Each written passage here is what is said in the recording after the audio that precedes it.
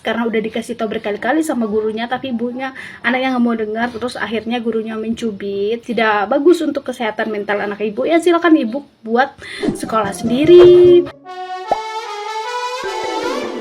Hola netizen yang tercinta, sebuah video viral di media sosial seorang ibu-ibu memarahi salah satu guru yang mencubit anaknya sampai memar. Merasa tidak terima, ibu-ibu itu menghampiri guru yang menggunakan batik sambil mereka meminta klarifikasi serta memberikan peringatan bahwa anaknya tersebut memar karena dicubit yang dilakukan oleh seorang guru sekolah. Seorang guru mengaku cubitan itu hanya ringan dan sederhana guna untuk mendidik. Tidak terima dengan tanggapan guru, ibu-ibu itu meminta penjelasan mengenai tanggapan guru yang sudah membuat anaknya memar. Guru tersebut terlihat santai menanggapi amarah seorang ibu-ibu dengan menjelaskan kronologinya. Tanpa menjelaskan secara detail, ibu-ibu itu langsung memotong pembicaraan serta membandingkan bahwa tidak pantasnya anak yang masih kecil mendapatkan perlakuan seperti itu. Nah, gimana nih menurut netizen yang maha benar? Silahkan berkomentar ya. Buat ibu yang sarjana, ibu lahir tahun berapa? Bu, zaman saya sekolah dulu bu, kalau saya telat masuk, nggak ngerjakan PR, kuku panjang, rambut panjang, ini tangan bu habis nih kena rot. Ini habis ini bu, kena tarik-tarik sama guru. Belum lagi suruh hormat bendera, kaki satu di depan papan tulis, banyak lagi bu. Tapi yang zaman dulu bu, ini aku pribadi ya, dulu ya, kalau nengok guru udah dari jauh aja, ada pak guru, ada bu guru, nyumput ya bu.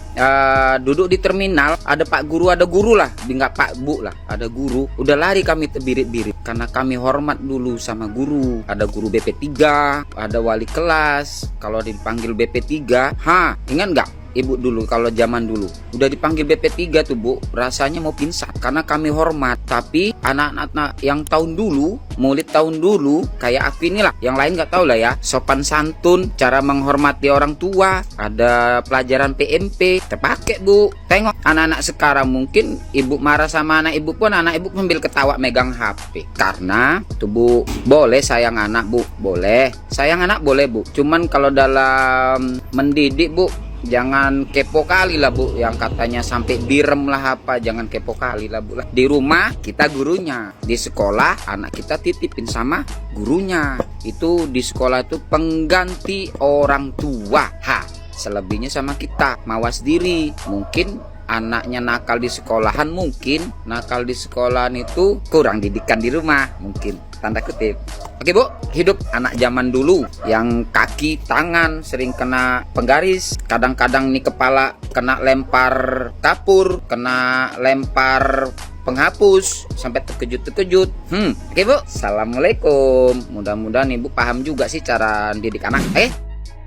Ya kalau memang nggak setuju dengan hal-hal semacam itu, silakan Anda buat sekolah sendiri, pondok sendiri, didik anaknya di rumah sendiri. Karena memang kewajiban orang tua mendidik anak, wa yu'allimuhul kitaba idza aqala, bukan kewajiban guru. Dan jadi guru itu capek, lelah, letih, perjuangannya banyak. Belum lagi mereka mengurusi keluarganya, belum 30 murid yang nakal, satu yang rajin, belum 40 murid yang nakal, satu yang bener. Ya, kemudian juga gaji mereka kecil. Jadi jangan terlalu menuntut sesuai ekspektasi kalau kita tidak memperhatikan guru. Kadang-kadang wali murid itu pengen anaknya jadi orang yang alim, pengen anaknya jadi orang yang bermanfaat, yang pintar dalam akademis ataupun agama, tapi gurunya nggak diperhatikan. Bagaimana cara mendapatkan keberkahan? Dimanapun kita nanam singkong, yang disiram dimanapun kita nanam pohon pisang, yang disiram pasti pupuknya, tanahnya, bukan pohonnya. Artinya kalau memang pengen punya anak yang soleh, yang alim, yang paham akademis, yang bermanfaat, ilmunya yang berkah, perhatikan gurunya. Kadang-kadang wali murid cuma nitipin doang, nggak ada otak, nitipin habis itu pergi, nggak datang-datang lagi, anaknya dibiarin dah kayak kambing lepas. Perhatikan juga gurunya, itu salah satu kunci ingin mendapatkan ilmu yang bermanfaat bagi seorang anak. Dan terlepas dari hal-hal semacam itu adalah peraturan SOP. Kalau memang nggak taat peraturan seperti itu, ya bikin peraturan sendiri. Kami ini udah biasa bawa HP dibanting, kemudian salah ditakjir, tidur disiram, itu udah biasa. Kalau cubit-cubit kayak gitu mah ya jangan terlalu sayang sama anak, apalagi soal pendidikan agama. Ini maksud saya tanda kutip ya, jangan terlalu sayang dengan anak itu, jangan terlalu dimanjakan. Iya, jazakumullah khairul jazaa, wallahu a'lam. Harusnya bapaknya tuh jangan cubit kayak gitu pak, memar-memar, kasihan anaknya. Apa bapak nggak takut ibunya lo sarjana hukum, nanti bapak dituntut. Gimana? Dulu saya sekolah dipukul, ditampar, tangan dipukul pakai penggaris kayu, bayangin, pakai kayu, sakit, jadi sakit, sampai rumah laporan ke orang tua. Nah, disukuin syukur, makanya sekolah tuh yang bener, dengerin gurunya kalau ngajar. Kayak gitu Bu, saya dulu, nggak kayak sekarang, ketawa saya melihat anak-anak sekarang. Saya justru fokus sama komentar-komentar para netizennya, rata-rata senada semuanya nih. Dan gak tahu kenapa, mungkin khusus dalam video ini saya setuju sama komentar-komentar netizennya. Jadi banyak banget yang kemudian memberikan komentar, ibu bikin sekolah sendiri aja, ajarin sendiri aja, dan yang lainnya.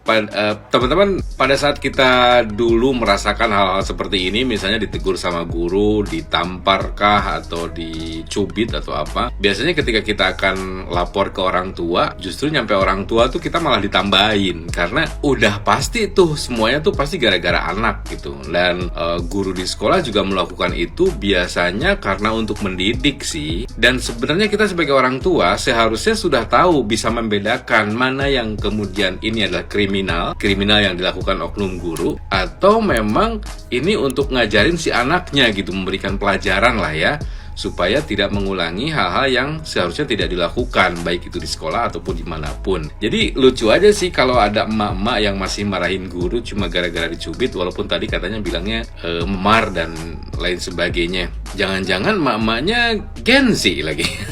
Emang Gen Z udah ada yang jadi mama ya?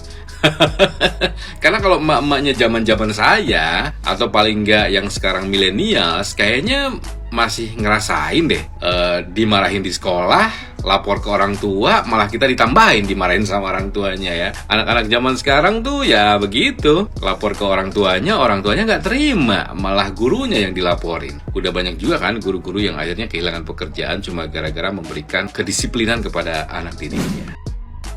Ya elah Bu, baru segitu aja udah marah-marah sama guru. Lu sekolahin anak kan karena lu gak mampu ngurus. Maksudnya anak lu bandel gitu loh. Gua anak 90-an. Dulu pernah dipukul sama guru pakai sapu, pakai penggaris yang gede itu kan.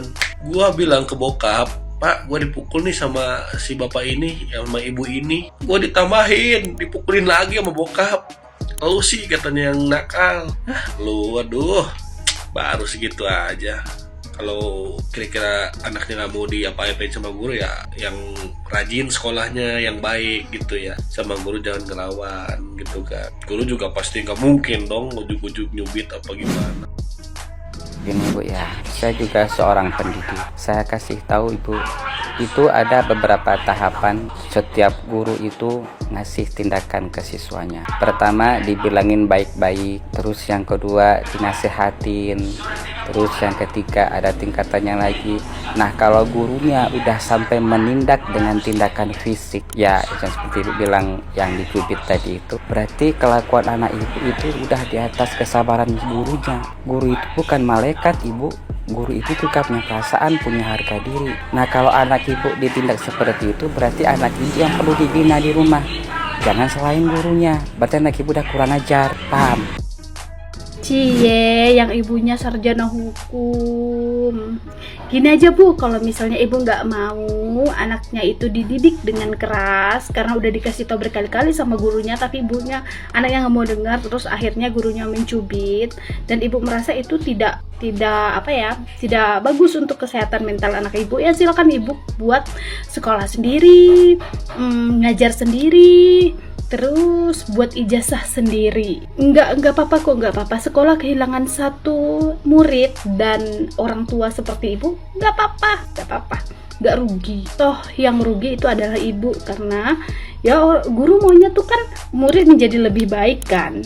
Ibu kira tuh mengajar itu enak, ibu kira ngurus anak orang itu enak. Kami para guru berusaha nih untuk jadi guru yang baik, tapi kadang-kadang ada nih murid-murid yang bingal atau murid-murid yang susah banget gitu dikasih tahu. Ya kalau misalnya gurunya hilaf, mencubit sampai memar sedikit, wes dimaklumin aja, nggak perlu lah ibu sampai video-videoin terus disebar, kan ibunya sendiri yang malu. Gurunya udah jelasin gini bu, ibunya malah nyolot. Ya udah Bu, buat sekolah sendiri, Ibu buat sekolah sendiri, Ibu buat ijazah sendiri, Ibu ngajar sendiri anak Ibu. Yang lembut Bu ya kalau ngajar, jangan dicubit anaknya kalau anaknya nggak tahu. Terus kalau anaknya bandel jangan dicubit. Ibu nggak tahu sih rasanya jadi guru itu gimana. Silahkan Ibu mencoba kembali.